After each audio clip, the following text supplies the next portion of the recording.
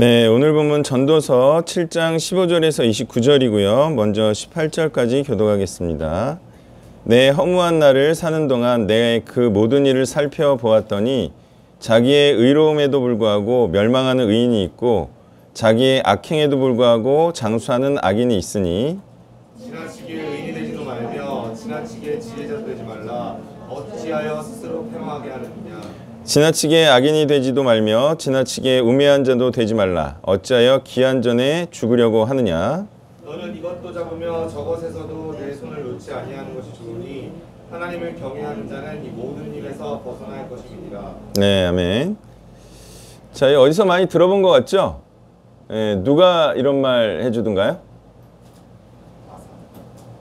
이게 저희 부모님이 이런 말씀을 좀 하시죠? 적당하게 살아라. 너무 튀게 살면은 정을 맞고 출세를 하지 못한다. 이거 아주 어디서 많이 들어본 거예요. 근데 솔로몬이 정말 이렇게 살라고 말한 것인가? 아니면 이 세태를 풍자하듯이 냉소적으로 이런 세상이 됐다는 말을 하고 있는 것인가? 네?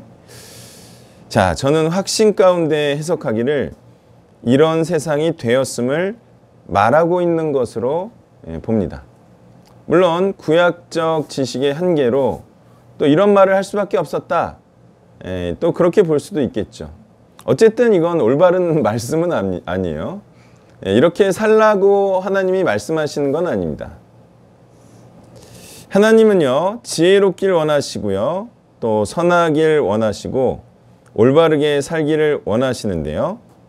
이렇게 사는 것을 일컬어 의인으로 산다라고 말하는 것이고 또 올바른 하나님의 뜻대로 산다고 또 말하는 거예요. 그러니까 하나님은 줄기차게 이렇게 말씀하셨어요. 지혜롭게 살고 선하게 살길 바라고 온전한 의인으로 살기를 바란다. 자, 이렇게 말씀을 하셨어요. 그런데 세상이 너무도 악하여 너무 깨끗하고 올바르게 살면 자신들의 악행이 상대적으로 드러나게 되고 그러면 공격받고 비난받는 형국과 입장이 돼서 시기함으로 죽이려 하는 세상이 됐다는 것입니다. 자, 이런 세상에서는요, 지나치게 의인이 되고 지나치게 지혜자가 되면 그리스도처럼 기한 전에 죽게 되는 것인데요. 그래서 사람들이 현세에서 길고 얇게 살려고 적당히 세상에 맞춰가며 살고 있는 거죠. 솔로몬이 이런 교훈을 하는 것은 이런 측면도 있을 거예요. 구약 때에는 현세에서 오래 사는 것이 복이라고 생각을 했죠. 그래서 이런 교훈을 하고 있는 것입니다. 기한 전에 죽으면 안 되니까. 근데 이 구약을 깨신 분이 누구예요? 기한 전에 죽으신 그리스도라는 거예요. 그러면 솔로몬의 말처럼 살 거예요? 아니면 그리스도처럼 살다가 죽겠는가 하는 거예요. 우리가 이 구약의 이런 얘기를 듣고 구약은 장수하는 게 복이니까 얇고 길게 살자. 이런 말 어디서 들어봤어요? 나는 길고 얇게 살겠다. 한 번씩 들어보셨죠? 그런 사람들 어떤 사람들이에요? 어떤 사람들이다? 그런 사람들은 어떤 사람들이다? 세상에 미련 있는 사람이다. 또 그 사람 기억을 하세요, 빨리. 본인한테 그런 얘기를 한 사람을 자꾸 기억을 하세요, 빨리. 그래서 그 사람은 어떤 사람이다? 나는 짧고 굵게가 아니라 길고 얇게 살 거야. 실처럼. 자, 이런 사람을 떠올리세요. 지금 떠올리세요. 그 사람 이미지가 어때요?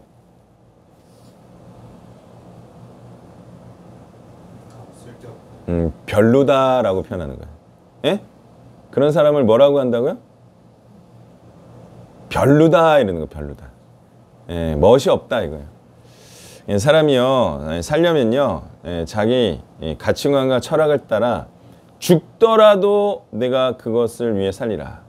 이런 사람이 멋있는 사람이에요.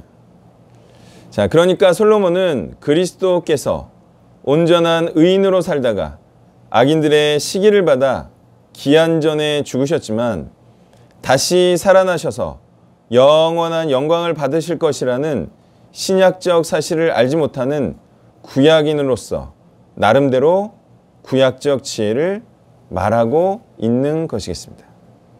그런데 이거 좀 확실히 처세술하고 비슷한 것 같지 않아요?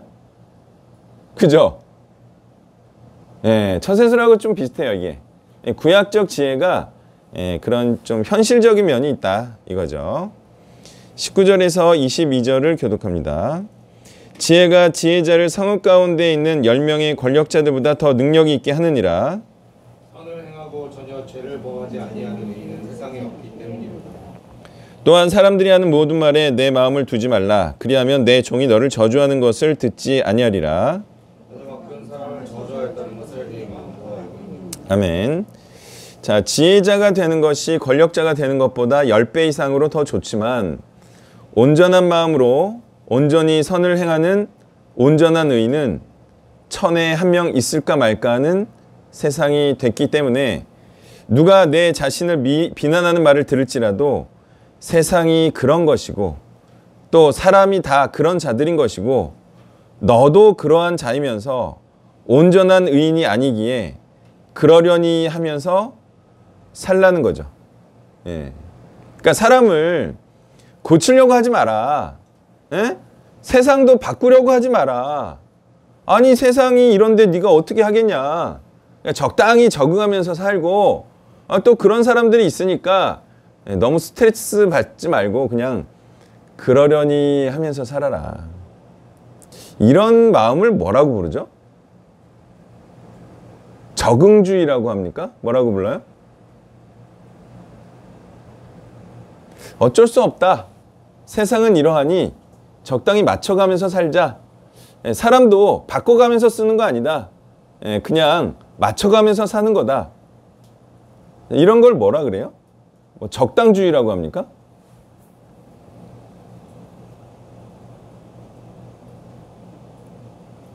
이런 걸 이제 패배주의라고 하죠. 패배주의. 어쩔 수 없다. 이게 올바른 건 아닌지는 아는데 어쩔 수 없으니까 그냥 서로 용납하면서 사는 거지. 뭐 이런 거죠.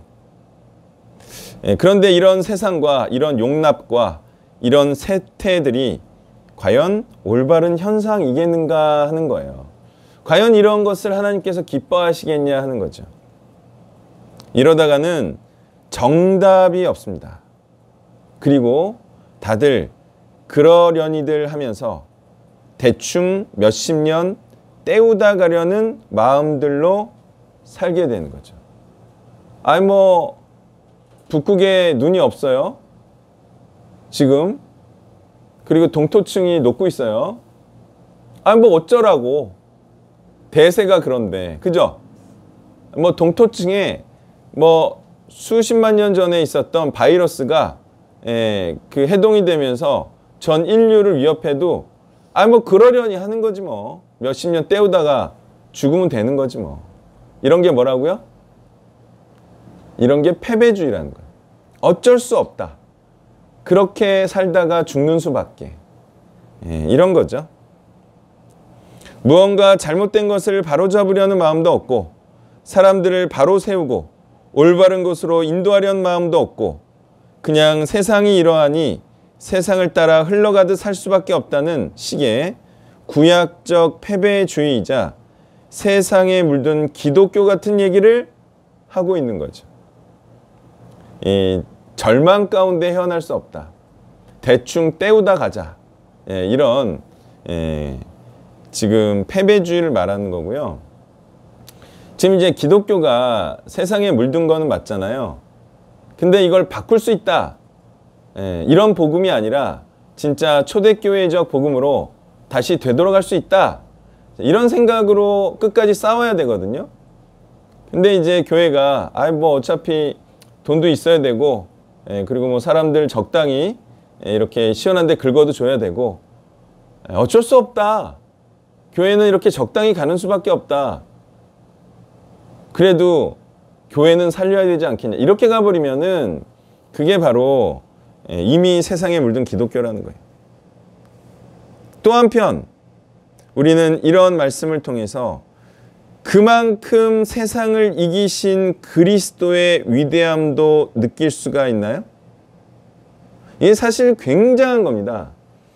이렇게 체념하듯 살아가는 구약에 이거에 대한 해결책을 제시하셨고 중요한 것은 포기하지 않으셨다는 거예요. 누가? 이 절망적인 상황에서 누가 포기하지 않고 예수님을 보내주셨어요? 하나님께서 예수님을 보내주셨죠. 이걸 뭐라 그러죠, 요즘? 무슨 마음이라 그래요? 꺾이지 않은 마음이라 그러죠? 여러분, 꺾이지 않은 마음이 되게 중요한 거예요.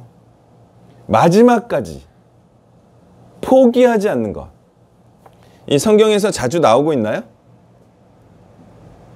이거 자주 나오고 있나요, 성경에서?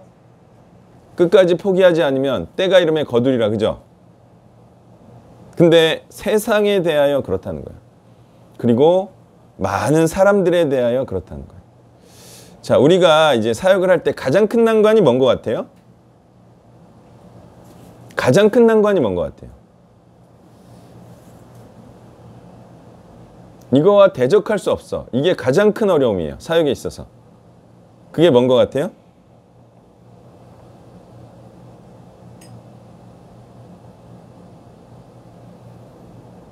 생각 중이에요? 뭔 것 같아요? 사역을 함에 있어서 가장 큰 어려움.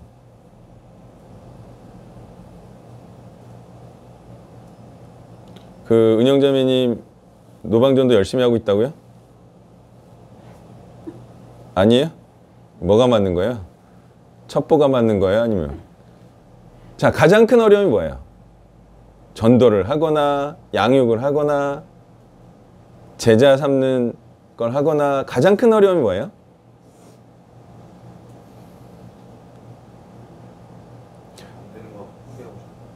아니, 거의 독보적으로 이것 때문에 사역을 하고 말고 사역이 잘 되고 안 되고가 결정이 돼요. 이게 뭐예요?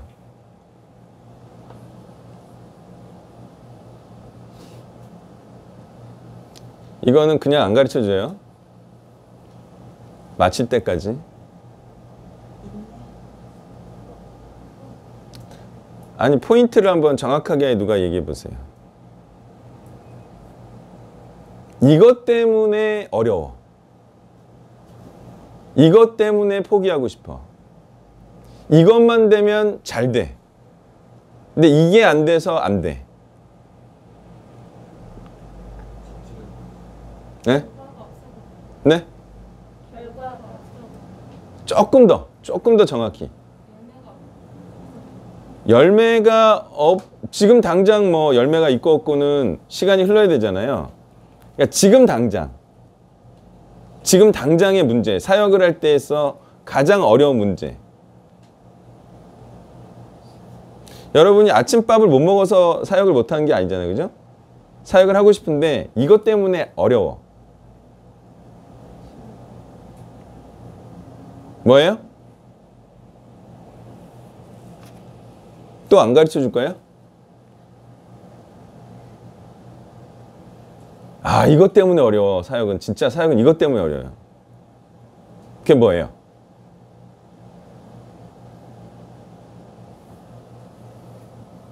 아, 이것만 되면 문제 다 해결돼요. 이게 뭐예요?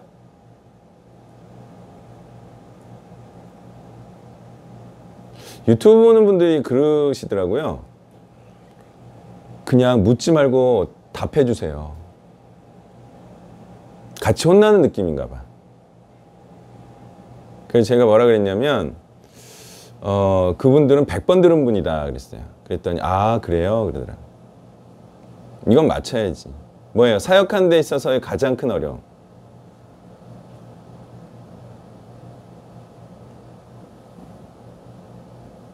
뭔 것 같아요? 예? 아, 욕 먹어요? 일단 뭐, 예. 실력이 딸린 거. 좋아요. 또? 네. 잘 가르칠 수 없는 나. 성경을 모르는 나. 네. 근데 성경을 잘 알아. 저처럼. 근데도 사역이 어렵죠. 이유가 뭐예요? 이유는 딱 한 가지지. 예? 아니요. 밥 먹고 하면 다 사역할 수 있죠. 돈이 없어서 못하는 건 아니죠, 사역이.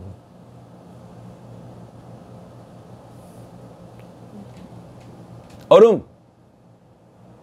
땡. 얼음. 땡.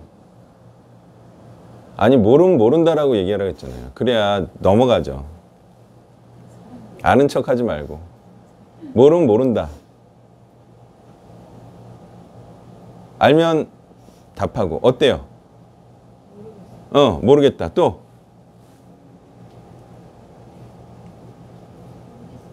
네. 자, 제가 말할게요.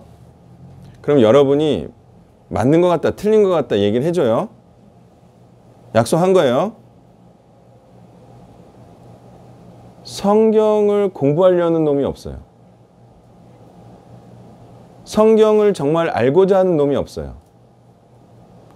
성경 공부를 하려는 놈이 없어요. 하나님의 뜻을 알고자 하는 놈들이 없어요. 자, 맞는 것 같아요? 틀린 것 같아요?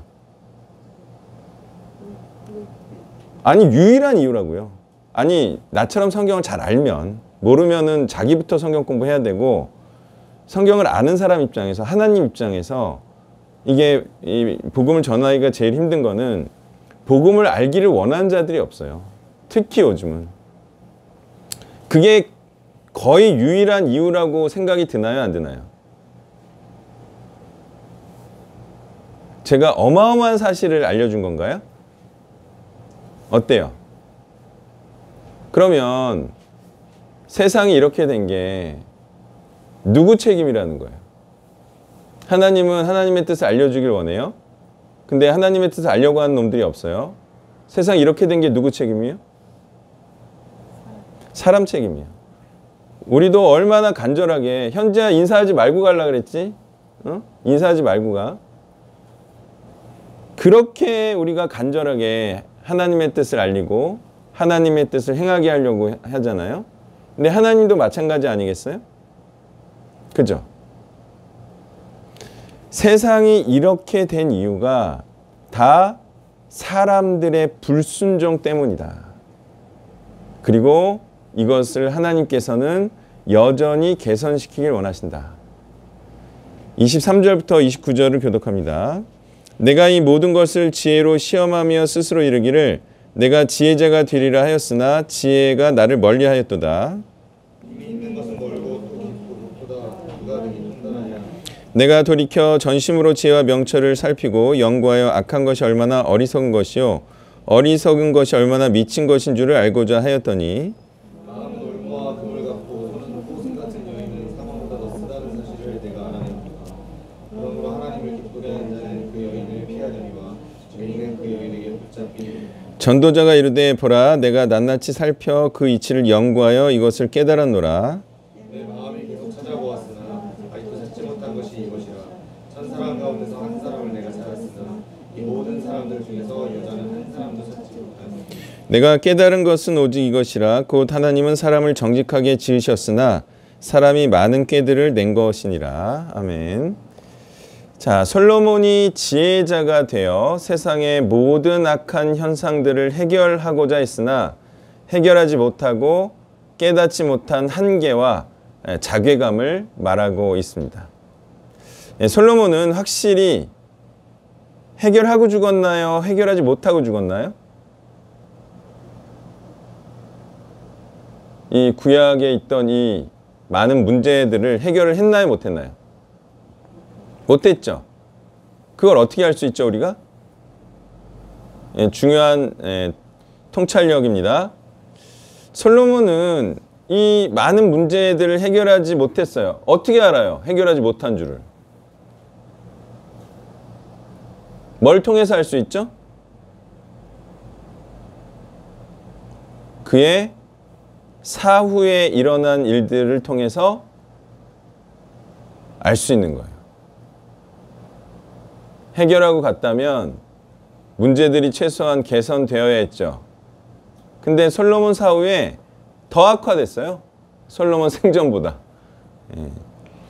솔로몬은 자신과 같은 자를 만들려고 했는지도 의심스럽고요. 그래서 그런지 만들어내지도 못했던 것입니다. 찾으려 해도 찾을 수가 없었고요. 천에 한 명 찾았다가도 굽은 길로 가는 거짓된 자들이 됐을 거예요. 여러분도 경험을 하면 좋은데요. 이게 어떻게 해서 올바른 길로 가게 했어도 꼭 굽은 길로 가는 자들이 있더라고요. 그러니까 열매가 끝까지 열매예요. 그것도 열매예요. 사람들이란 게 죄다 마음과 손을 사망에 이르게 하는 자신을 기쁘게 하려는 마음과 그런 행복을 움켜잡으려는 탐욕적 행위들로 사용하고 있다는 것이고요. 하나님을 기쁘시게 하려는 마음과 행동들만이 깊은 수렁과 같은 탐욕적 삶에서 헤어나와 허무한 사망에 이르게 하지 않는다는 말씀인 것입니다. 마음과 손, 다들 자신을 기쁘게 하려고 살죠? 그렇게 행동하죠? 그런데 그것이 바로 사망에 이르게 한다는 거예요. 그런 탐욕적 삶에서 나오는 유일한 길은 하나님을 기쁘시게 하려는 마음과 행동들만으로 가능하다는 것입니다. 하나님은 하나님의 뜻대로 살게 하기 위해 사람을 지으셨지만 사람들이 다 사람을 위한 이론인 인본주의를 옳은 것으로 만들어버리고 모든 개발품과 계획들을 사람을 위한 것으로 만들면서 하나님과 하나님의 뜻은 점점 잊혀진 지 오래된 세상이 됐다는 것입니다. 그러니 이런 세상에서 하나님과 하나님의 뜻을 부르짖으면 어떻게 되겠습니까? 다들 자신을 기쁘게 하고 또 자신을 더욱더 유익하게 하려는 그런 생각들만 하고 있어요. 그런 계획들만 짜고 있어요. 그런데 거기에 우리가 하나님을 위한 뜻과 계획으로 살자. 그러면 배척을 당하겠죠. 뭔가 결이 안 맞는 말을 하고 있구나. 여기서는 그런 말 하지 말아라. 이렇게 되는 거예요. 최소 왕따가 되는 것이 맞는 것입니다. 다들 돈 벌고 출세하자는 마음으로 모이고 회의하는 그런 곳에서 복음을 얘기하면 다들 싫어하는 곳과 같은 세상이 됐다는 얘기입니다. 그래서 그나마 복음을 얘기하는 교회가 정상적이고 희망이 있는 곳인 거죠. 자, 어떤 곳이 정상적이라고요? 하나님의 뜻과 하나님의 계획을 말하는 곳이 정상적인 곳이에요. 왜? 하나님께서는 원래 올바로 살도록 창조를 하셨다니까요. 그러니까 정상적인 것은 하나님의 말씀을 얘기하는 곳이 정상적인 곳이에요. 그래서 그나마 교회에서 복음을 말하잖아요. 정상이에요, 그게. 말씀을 정리하면요. 세상이 이렇다 하여 세상 따라 사는 자들이 있는 거죠. 그런 자들이 어떤 자들이라고요? 세상 적응자, 적당주의자. 그냥 그렇게 살다가 죽으려는 그런 적당주의자들이죠. 회색 분자들이에요. 하나님한테도 걸쳐 있고 세상에도 반쯤 걸쳐 있고. 어떻게 뭐 이렇게 안 하면 어떻게 살아? 그죠? 아니 뭐 돈 안 벌면 어떻게 살아? 어떻게 다 뭐 사역자 되면 어떻게 세상이 운영돼? 세상 걱정하는 거죠. 하나님 걱정은 안 하고. 그런 자들은 어떤 현상을 보이죠? 복음이 안 된다 하여 복음을 전하고 가르치는 일을 포기하는 자들을 의미하는 것입니다. 꺾인 마음인 거죠. 포기하는 마음인 거죠. 끝까지 해보지도 않고 안 될 거라고 생각하는 자들이죠. 그런 자들은 하나님의 뜻을 이룰 수 없다는 것입니다. 기도하겠습니다. 하나님, 참으로 우리가 하나님의 뜻을 이루기를 원합니다.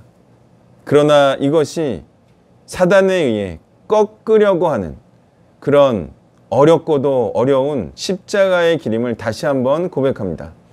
우리가 이렇게 세상의 이론과 사단의 의도에 꺾이지 않고 패배하지 않고 오직 복음으로 승리할 수 있다는, 우리가 승리자의 마음으로 살고 하나님의 손길을 기대하는 하나님의 충실한 일꾼이 되기를 원합니다.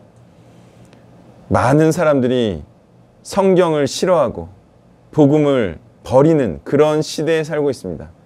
그렇더라도 끝까지 포기하지 않으신 하나님과 그리스도를 닮아 끝까지 복음 들고 땅끝까지 전하는 하나님의 사명자들이 되길 원하며 이 모든 말씀 예수님의 이름으로 기도했습니다. 아멘. 네, 광고는 이제 성탄절 2부, 그리고 성탄절, 그리고 마지막 송년, 그때는 이제 자정까지 뭘 하기로 했죠? 네, 포카든 섰다든 하기로 했고, 그 다음 이제 송구영 새해 예배, 떡국 먹는 새해 예배 이렇게 하기로 했고요. 그 다음 이제 어제 그 차가 왔어요, 그죠? 그러면 이제 헌차인 스포티지를 어떻게 처분해야 될 것인가? 뭐 우리 자체적으로 사용할 수 있다면 제일 좋을 것 같아요. 그게 아니면 뭐 아주 유용하게 쓸 사람한테 뭐 줄 수도 있겠죠. 그래서 좋은 생각 있으시면 저한테 얘기를 해주시길 바랍니다. 자, 그럼 축도로 예배를 마치겠습니다. 이제는 죽음의 공포를 잊으시고 또한 세상 삶이 그저 세상에 어느 정도 적당히 영합하며 사는 것이 아님을 우리에게 분명하게 보여주신 예수 그리스도의 은혜와 독생자 아들을 주시며 참 사랑은 포기하지 않는 것이며 가장 사랑하는 것을 희생하듯 주는 것임을 우리에게 분명하게 알려주신 성부 하나님의 사랑과 이제 그 무엇보다 값진 이 복음, 내 생명보다 값진 복음을 세상 땅끝까지 전하여 모든 자들을 참된 복된 길로 이르게 하고자 하시는 성령의 역사하심이 이제 우리도 하나님들을 닮아 끝까지 포기하지 않는 정신으로 복음을 땅끝까지 전하고자 하는 이곳에 있는 온 세대 교인들 머리머리 위에 이제부터 영원까지 함께 계시기를 간절히 축원하옵나이다. 아멘.